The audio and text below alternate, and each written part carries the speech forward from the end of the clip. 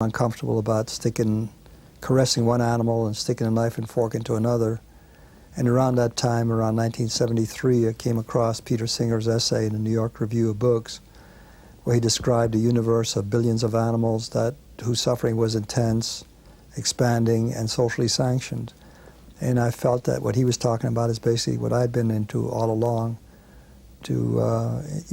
basically in defense of the vulnerable, of the exploited, and the dominated. And the animals were on the bottom of the entire heap, and they were unable to mobilize in defense of their own interests. So it was up to us to do it for them. In 1973, I was invited to take up a visiting assistant professorship at New York University. While I was doing that, I was asked to teach a course in continuing education for adults, not students of the university. And so I gave a series of classes developing the themes in animal liberation. And Henry Spira was one of the students who enrolled for that course. Over the years, I've worked with Henry and I've come to admire and respect the way he works, and we have become close friends. At the end of the course, I said that we all know the way animals are being treated isn't right, and those of you who are interested in pursuing this, not from the point of view of philosophizing, but what is it that we can do about it, let's meet in my apartment. And then a group of about a half a dozen or 8 or 10 people met in my apartment for over an extended period of time. So we looked around and we went through computer searches and we looked through the literature, and we found out about this American Museum of Natural History, where for a period of 20-some-odd years they've been deliberately crippling cats and kittens in order to then observe their sexual performance.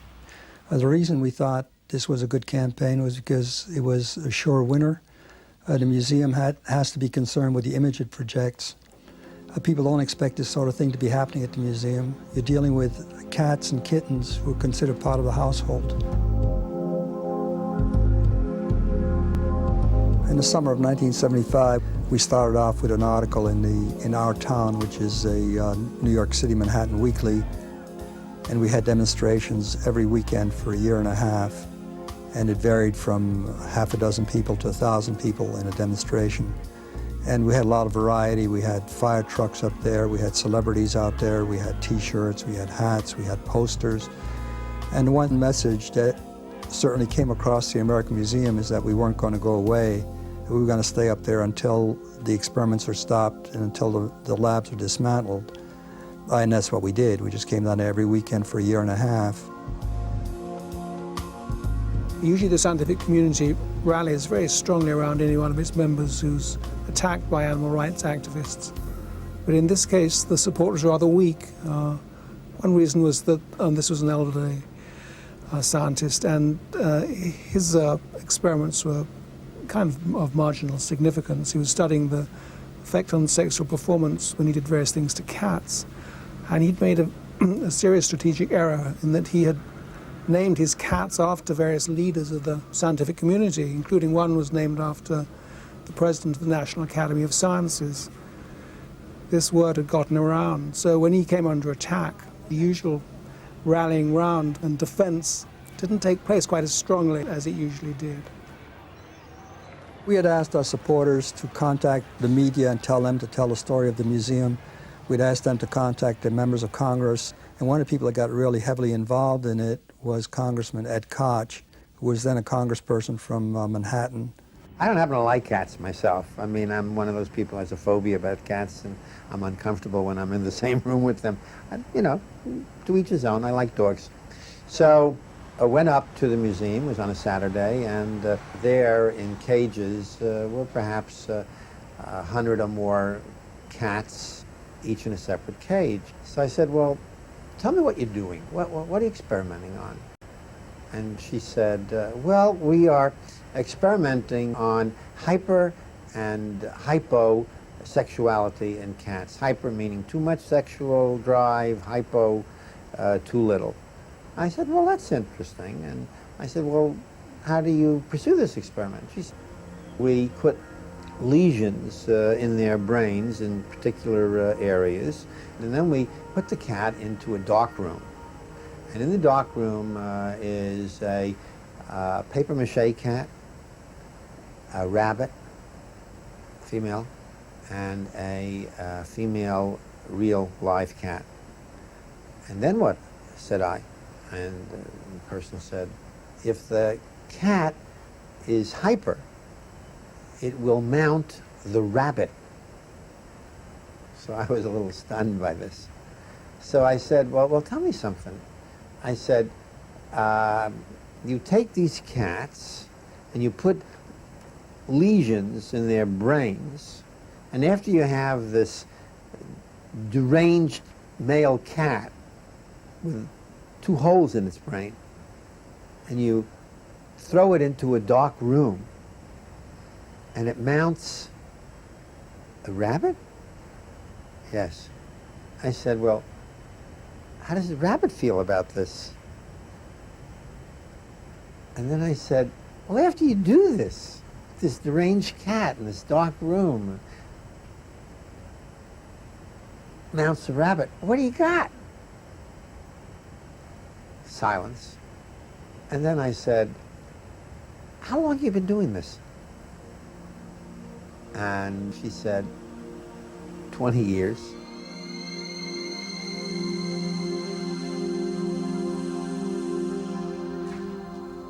After Koch visited the museum and talked to the experimenters up there, he related his experiences to the members of Congress with a great deal of sarcasm and a great deal of wit, and that generated like a lot of support to stop these experiments. There was 121 members of Congress questioned the National Institutes of Health about what the hell was going on up there, and the result is that the pressure just kept on mounting and increasing, and then the National Institutes of Health stopped funding the experiment at the American Museum of Natural History, which caused them to stop the entire thing and dismantle the labs, and that was the end of that. He not only mobilized considerable local activism, but he got the attention of the scientific community. I mean, the significant issue was Nicholas Wade's article in Science magazine that established that this was a protest with some legitimacy and some credibility. I think Henry saw the article as a considerable vindication, because the magazine I was working for was a sort of regarded as an organ of the scientific community. We reporters didn't regard it as that way. We tried to be as independent as we could. But from the outside, at least, it looked like we'd given our endorsement to Henry's side of the issue, simply because we hadn't come out as strongly in favor of the scientists as he had expected.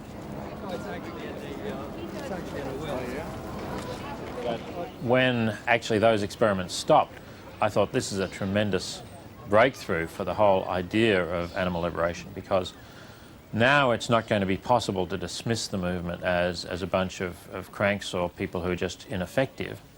Now people can see how pointless and cruel some of the experiments that are conducted on animals are, to the point that they're going to have a look at the whole question of how we treat animals in a different light.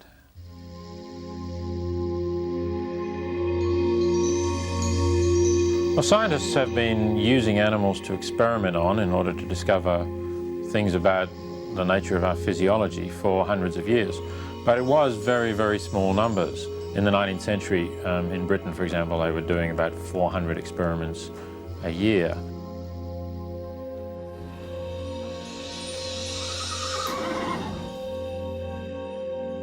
In the 20th century, corporations began to use animals very standardly just to develop new products. They would put things into the eyes of rabbits, shampoos or other cosmetics. They would force feed rats and mice and dogs with any substance that might conceivably be ingested, whether it was a food colouring or a washing powder or whatever it was. So that in the United States, the numbers of animals being used each year rose into the tens of millions. Maybe 20, 30, 40 million animals were being used in testing. And this was an enormous amount of suffering that was going on. But the whole animal movement and the anti-vivisection movement seemed just powerless to do anything to stop these companies.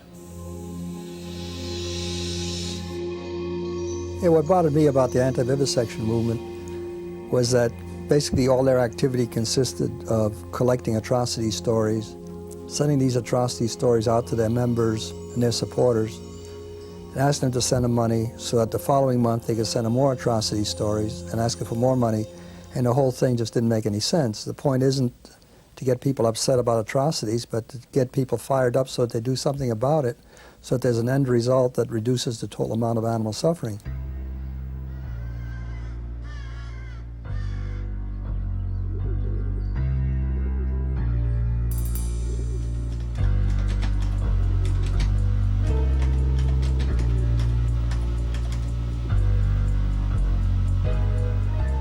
I was born in 1927 in Antwerp, Belgium, into a dysfunctional family.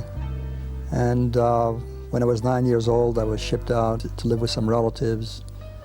I lived in England, lived in Germany for a while. And then when I was 11, the family reunited in Panama. And when I was 13, I moved to New York.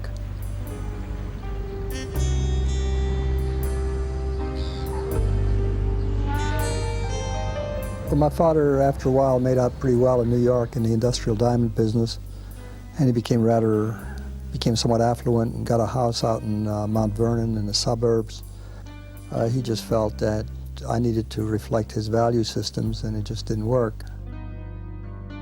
You know, I was reading leftist stuff, and he was trying to become affluent, and at the age of 16, I just left home. I just figured that I'm better off on my own. So I went to school in the morning, worked in the afternoon, supported myself, and then the following year when I was 17, I went on the merchant ships.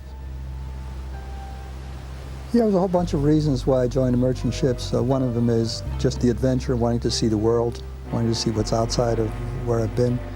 But also it was a hotbed of militant trade union activism, and I was interested in trade union activity. And it just seemed to me that it had all the elements of everything I wanted to do at that point. And I was footloose, and I wasn't grounded any place. And it was just the ideal thing to expand one's horizons. Oh, I had a glowing dream of how fair the world would seem. Each man would live his life secure and free. When the world is owned by labor and there's truth and peace for all. In that commonwealth of toil that is to be, Alavai. Oh, God. Henry was pretty unique in the Socialist Workers' Party, where everybody was supposed to be quite disciplined. And Henry was never very disciplined at all. He did what he wanted to do, and was always in a good cause, and people would approve of it. But there were a lot of people who sort of took a dim view of that kind of behavior. In 1951, the U.S. Coast Guard screened me off the ships because they felt that my continued presence would be inimical to the security of the United States government. And then I was drafted into the U.S. Army. I was shipped off to Berlin, and my job was to indoctrinate the American troops about the American way of life. And here you got the incongruity of one arm of the government considers me subversive, and the other one has me indoctrinating them. When I left the Army, I got a job at General Motors automobile assembly plant in Linden, New Jersey. And there was this Hungarian fellow who worked there, and he was real popular with his mates. And when there was a big problem up there, he just laid down his tools, got the rest of the people in the body shop to lay down their tools, and was able to close down the entire plant. And he didn't even attend trade union meetings because he figured they were beside the point. And it showed you the power of what one person can do who's in sync with the rest of the people. I have a dream that one day this nation will rise up, live out the true meaning of its creed. We hold these truths to be self-evident, that all men are created equal.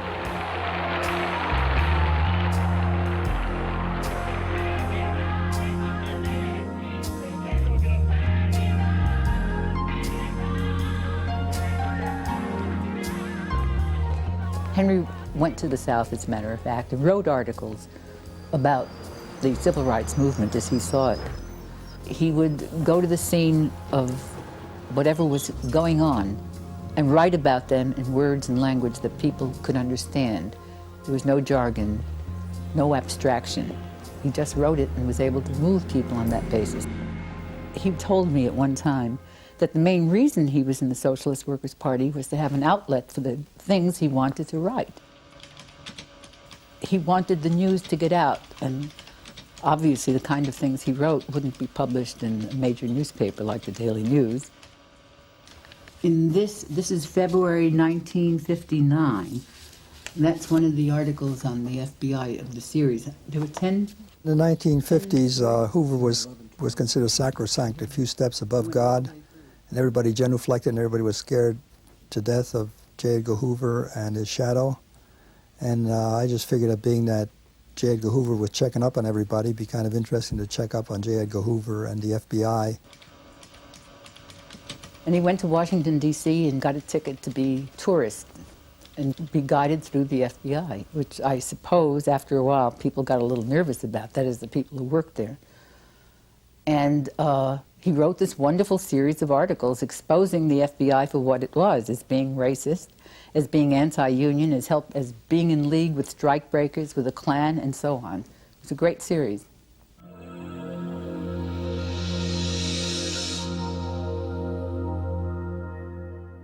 What motivated you to go down to Cuba?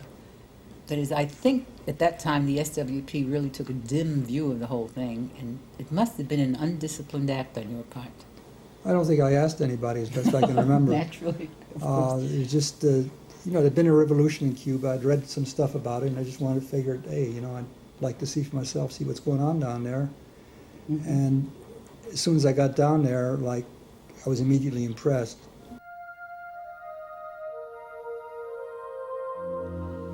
He traveled throughout Cuba and watched people's reactions to what was being done. Everything changed. Everything was now in the context of what was good for the people, not what was good for the leader.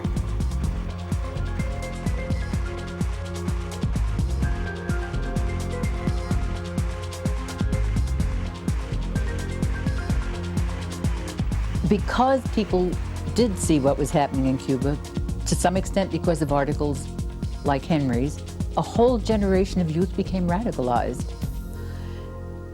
There was hope. If they could do it in Cuba, maybe we could do it also.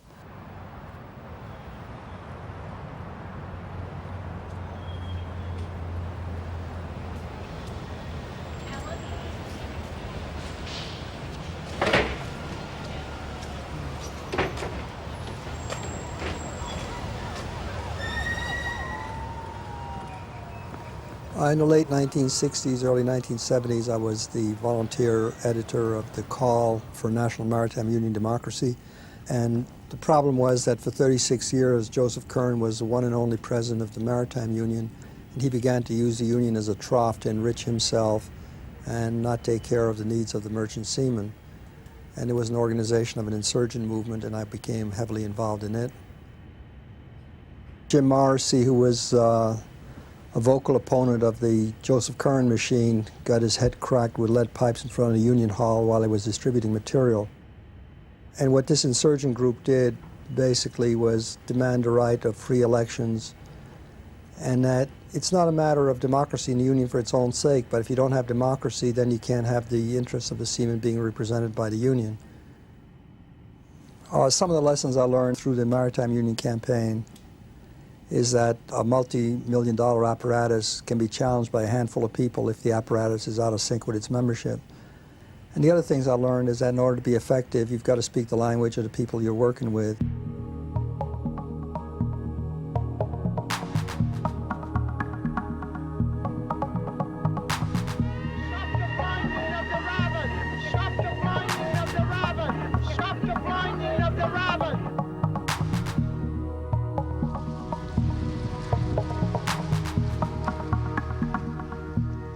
Late in 1978, Henry came to me and said, I'd like to do a campaign. You know, the American Museum campaign had sort of wound down at that point in time, and so he was looking on to the next campaign.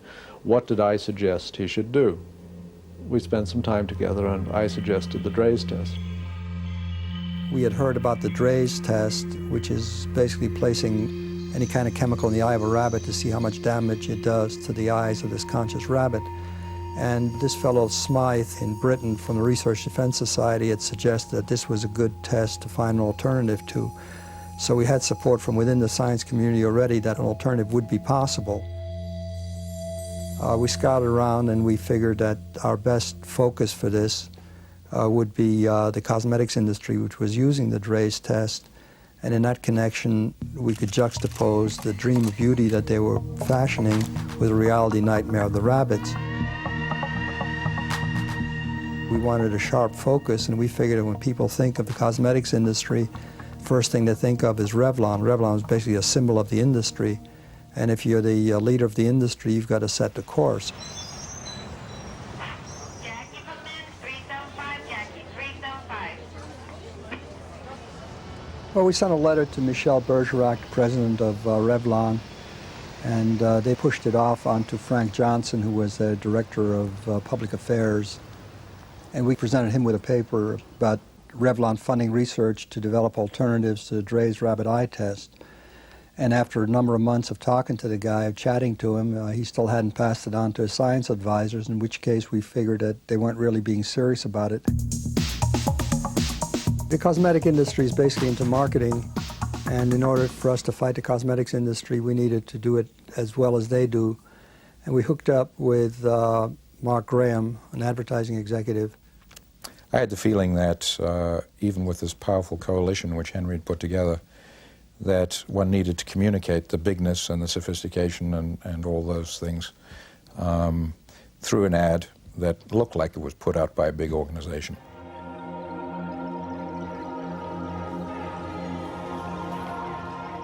I knew the stock was going down that day.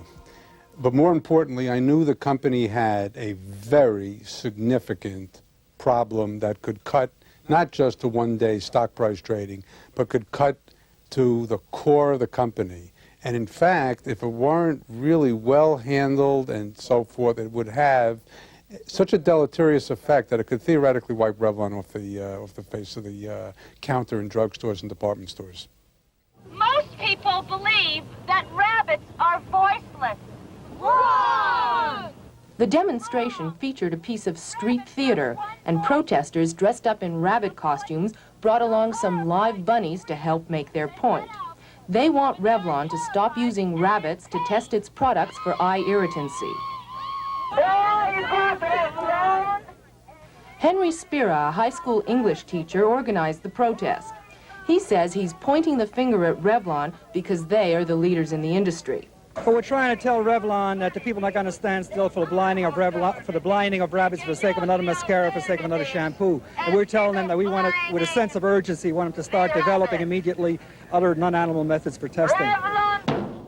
Stop! Stop! Torturing animals! Well, I think that the thing that was interesting to me as a business reporter for Henry's handling of the Revlon campaign was that he was willing to take on a really big-name public target there. For most of the movement, that would have been a real unknown quantity and something that would have been very dangerous. Henry realized that it was a big institution that had interests, and if you could identify what those interests were and find some little area of overlap between their interests and your interests, you could actually accomplish something.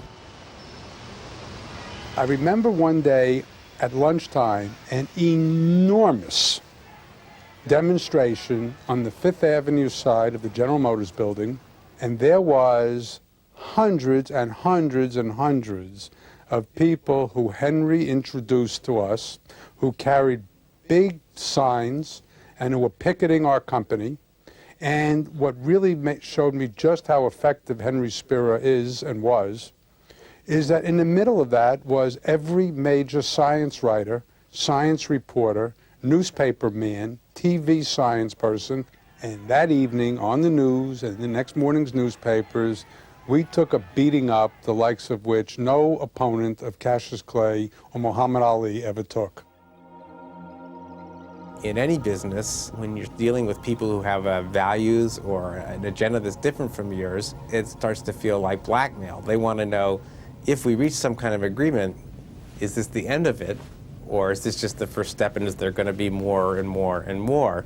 If so, what are we letting ourselves in for? So an important element of this campaign from Revlon's point of view is there something we can do that will put us on a common footing, that will make the problem go away or contain it or at least put it on some course where everybody knows what's going to happen and we can plan for it. And that was one of the great uncertainties here, because this had never been achieved between any piece of the animal rights movement and any company that they had spoken with.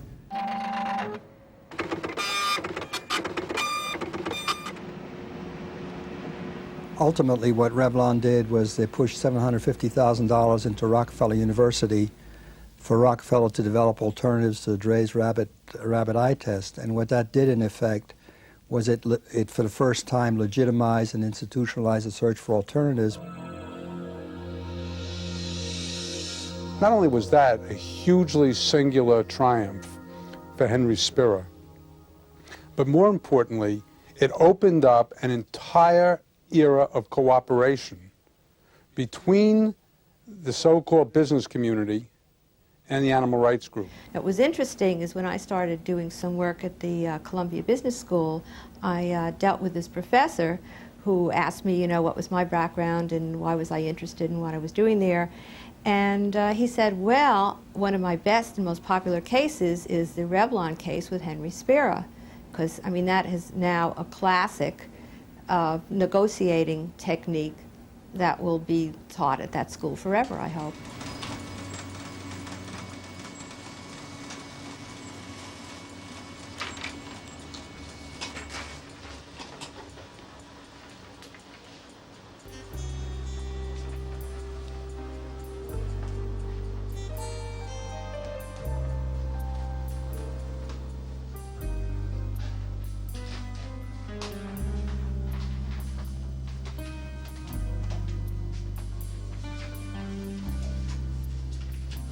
After Revlon came across with $750,000 for alternatives, we sent a letter off to Avon and said that they were the other flagship in the industry and that they could do no less than Revlon did. And being that they were aware of the ads that we had done on Revlon, they were real quick in responding, and they pushed $750,000 towards alternatives, some of which money went to Johns Hopkins to set up the Center for Alternatives.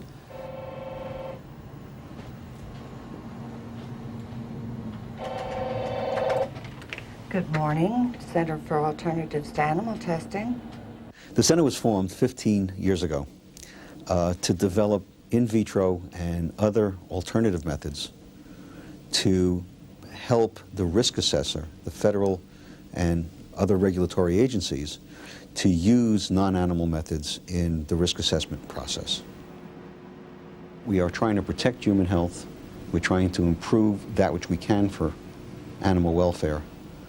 But we understand the necessity to use animals to continue to develop the biological base that will allow us to eliminate their use eventually.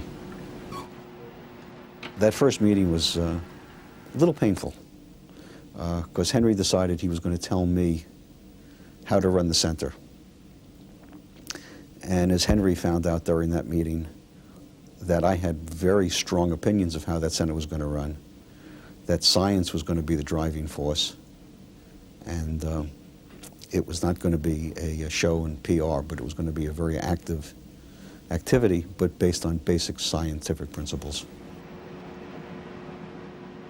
At this point in time, I've learned to have Henry work with me and think through some of the issues, to try to look at where are the next stages in development, what are the issues that are important, how do we marshal the resources that are necessary. And Henry has been a very insightful thinker and strategic planner.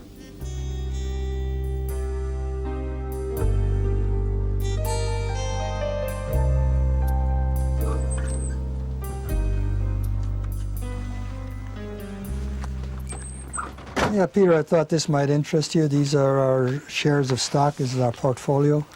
This is how we gain access to the movers and shakers in major corporations. One share of stock makes it possible for us to attend and speak at, use a mic, meet the chief executive officer at the annual shareholders meeting. Right, so you just have to buy one share and you can ask questions. And you can attend and you can ask questions. Right. And you know damn well that the chief executive officer knows about your concern. Procter & Gamble. So that's what got you into the meeting where you... Got me into the meeting of of one of the major household companies in the world. Or another industry that was projecting an image and that had to be conscious of its image and of its reputation is a whole household industry.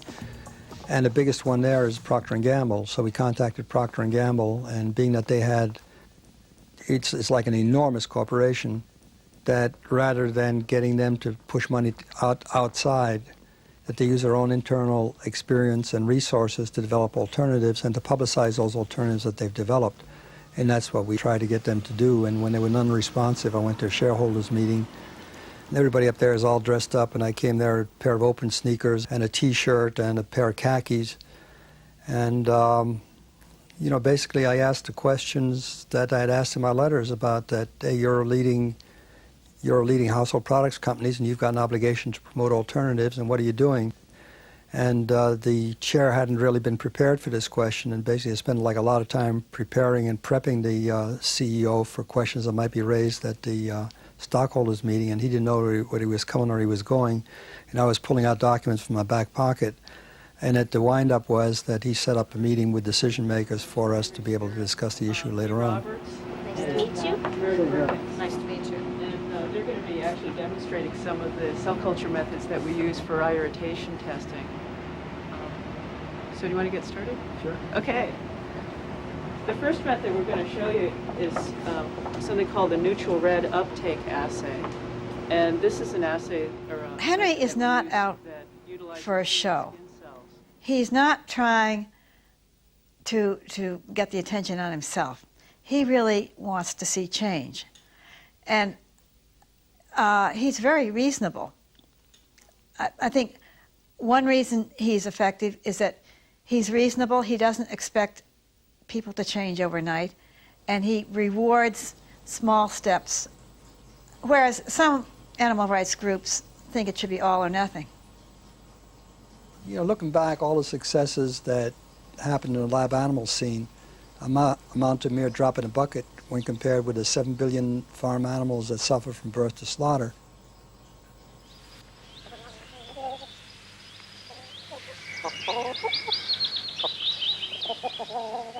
Over the last few decades, the traditional farm has virtually disappeared. The animals that used to be out in the fields eating grass, the hens that used to be scratching in the farmyard, they've gone inside. These days you've got factory farms. You've got tens of thousands of chicks in one big dark hangar, and basically just step over their own ammonia and their own feces, and they never have a good day. They don't see the sunlight.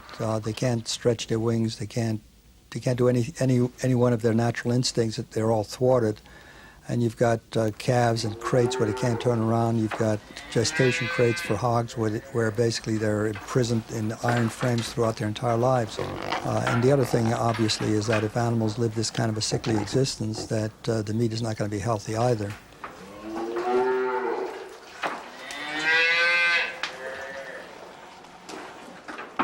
The animal movement has not really done enough to tell people about this, to let people know that the neatly packaged pieces of meat or eggs that come out of the supermarket have come from animals who are leading basically miserable lives throughout their entire lives.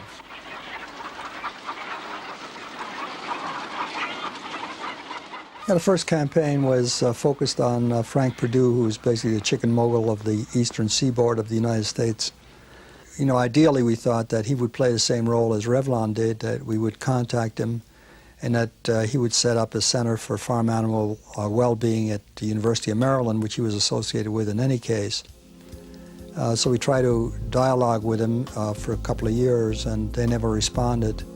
And that's when we started doing our negative advertising campaign on Frank Perdue. In many ways, Perdue was an even more ideal target than Revlon, because he was just such a bad news personality. Yeah, Frank Perdue was just bad news all the way around. It was bad news for the chickens. It was bad news for the environment. He was bad news as far as worker safety was concerned. There was a lot of sexual harassment in this plant. He exploited the hell out of minority women. And every which way you looked at Frank Perdue was just nothing but bad news. My Perdue chickens turn out golden yellow because I give them an expensive diet that includes these wholesome yellow foods. he was a poultry mogul who looked and talked like his product.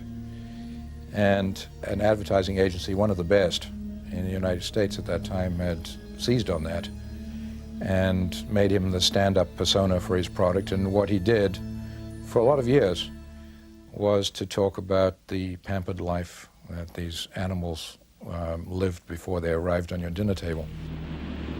A chicken is what it eats, and my chickens eat better than people do. Well, we figured that the best strategy to use in connection with Purdue was the strategy of self-interest of the consumer, that there was a danger in the chickens from the point of view of Salmonella and E. coli. And we figured that the symbol for protecting people for safety's sake was a condom. Well, we were looking for a condom in which you can place a Frank Purdue chicken. So we went to some of the places in Greenwich Village and asked them for the biggest condom that they had, and people look at you sort of on the odd side. And we said, well, we needed to put a chicken inside, and they looked at you even odder. In fact, we were able to get something that could accommodate a fairly large Purdue bird and bring it back to the studio, and after a while, after breaking a lot of condoms, we finally got the picture we needed. Well, after we did our full-page ads in the New York Times, there was a lot of media response, not so much to the chickens as to the issue of worker safety. A number of programs appeared in connection with that. And what the campaign did for us is that it created a calling card for us, in the sense that when we approached other companies like McDonald's or like the shackling and hoisting outfits, that they could see that the options are either to dialogue with us or to have a campaign like the Purdue campaign mounted on them.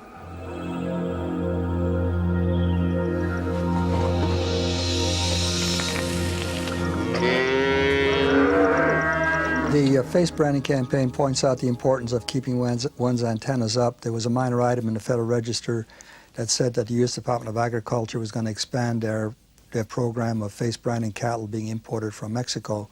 And we felt that this was a good opportunity to revisit the whole issue and challenge it, because it's kind of easy to make the public identify with having a hot iron brand being pushed on one's jaw. This is crude, and it's way above and beyond what the public would accept. Well, the reason they were doing the face branding, it was a way to mark cattle, for disease regulatory purposes. And, there's other places you can brand cattle besides on the face. I mean, you can do it back on the rear end.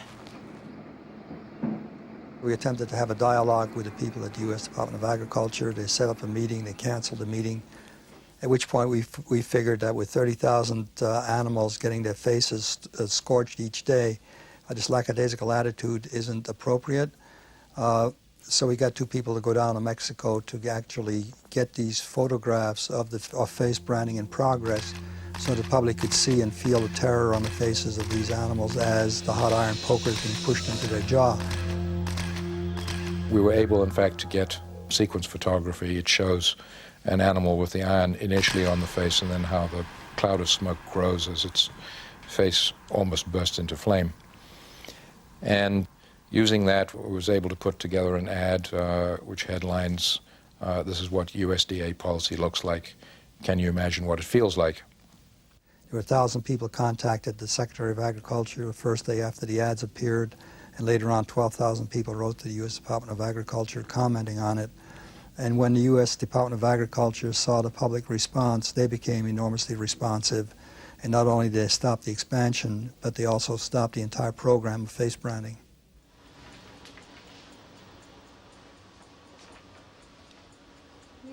The importance of Henry's campaign about face branding is that he turned around the entire United States Department of Agriculture.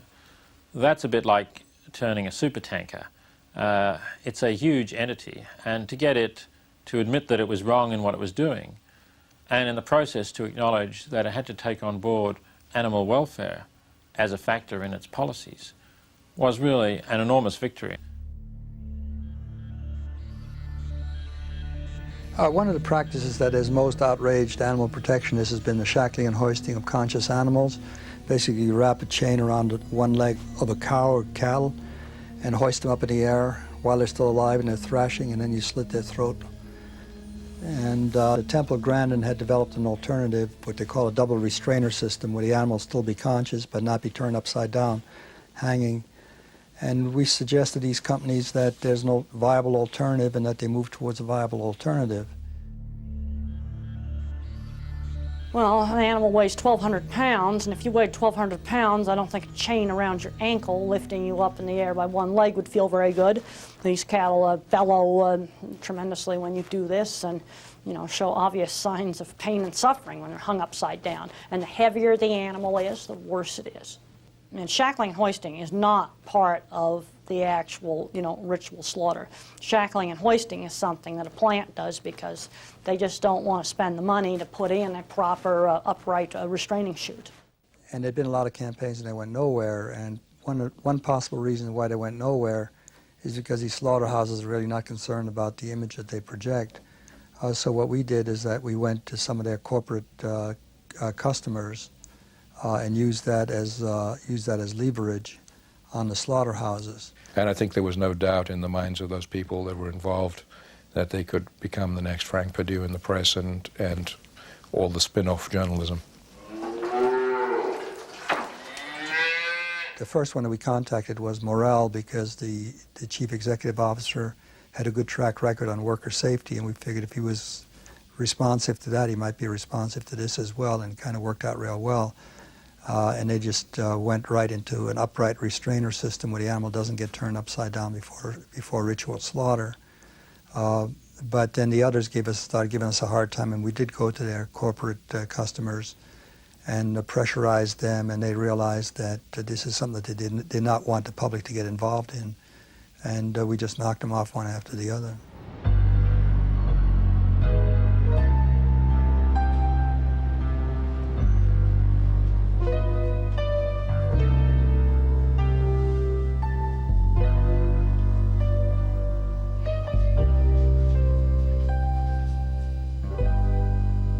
Early this year, I found out that I had esophageal cancer, and I had a major operation.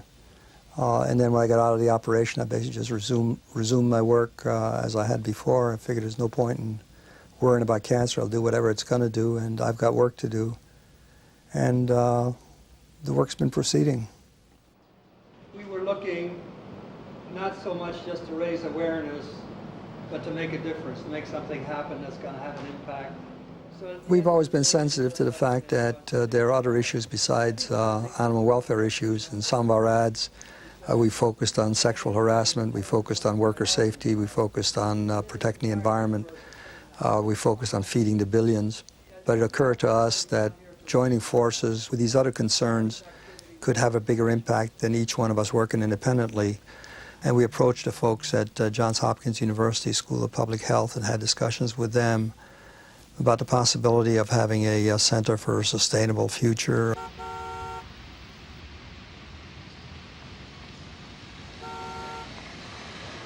We're attempting to bring together information from population, nutrition, environment, a variety of scientific disciplines to figure out how we can frame the big questions so that we can then influence policymakers. And our entry point is this connection between factory farming and its effects on animals and the environment, human nutrition and its effect on human health, and the changes in human nutrition that we see going on around the world that are just not sustainable. Well, I think one way of looking at it is what the saying of the Native Americans, that what they're concerned about is the impact of what's happening, not for the current generation or the next generation, but the seventh generation from now. Last year, the American Association for the Advancement of Science had a group of experts discussing where we're going into the future, and they just said that with the population explosion and the dwindling water reserves and what current methods of agriculture are doing to the land, that we wouldn't be able to sustain current methods of animal protein consumption into the next century. And the point is that these experts themselves realize that intensive confinement animal agriculture, meshed with the population explosion, meshed with the fact that these emerging consumer countries are now moving from a grain and vegetable-based diet to an animal protein diet, that the planet can't sustain it. So there's got to be change. And all that we're saying is let's do it earlier rather than later.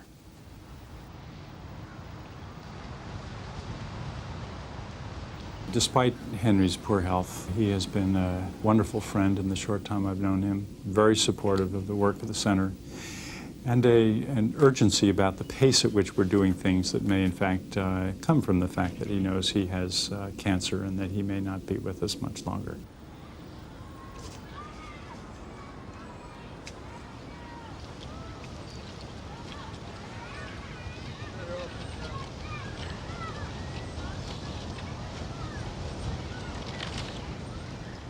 You know, I guess basically one wants to feel that one's life is amounted to more than consuming products and generating garbage. And I think one likes to be able to look back and say that, hey, one's done the best one can to make this a better place for others. And one can look at it from the point of view of what greater motivation can there be in a person's life than do everything one possibly can to reduce pain and suffering.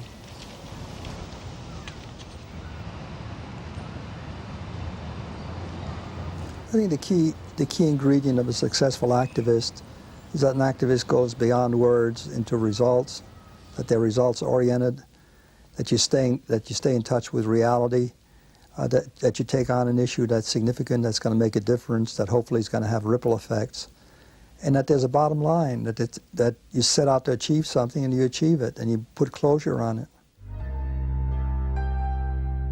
The whole forward thrust of the movement Henry's created rests on his shoulders, and if Henry disappears tomorrow, there's an interesting question as to how much of it will survive, how much will be nipped in the bud, how much would be lost by there not being some mechanism in place for someone else to pick up that mantle. In the time that I've talked to Henry, he had never really come to grips with the issue of who was going to carry on in his footsteps and continue fighting the fight the way he fought it.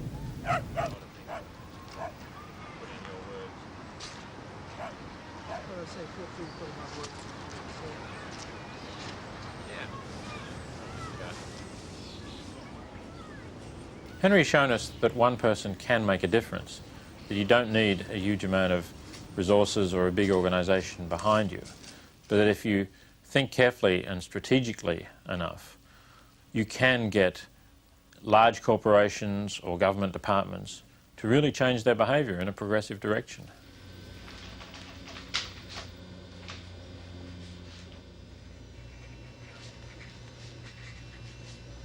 As a child in the 1930s, I spent a couple of years in Germany, and I could see things brewing up. Later on, reflecting on the Holocaust, it occurred to me that a great many people were saying the right things, having the right thoughts, making the right noises, and doing absolutely nothing about it, similar to our currently politically correct do-nothings. And I think it made a big impact on me that one needs to focus on the bottom line. That it's not enough to shout and to yell. One needs to affect change. And one needs to do it in the most effective way possible.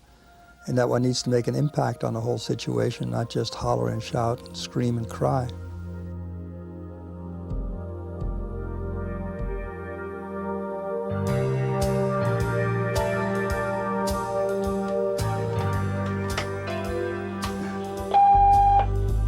Hi, Henry. It's Bob Smith at the New York Times. Long time no talk. In any event, I think you said on this message I received that you're contemplating going with the ad you had submitted, but the cat is still in the meat grinder, but without the meat. I really don't see that as much of an improvement, Henry. Try to come up with something a little less repulsive. Why don't you give me a call or send something over? We can discuss it. I'll be leaving within the next 40 minutes, but if you don't reach me, give me a call in the morning.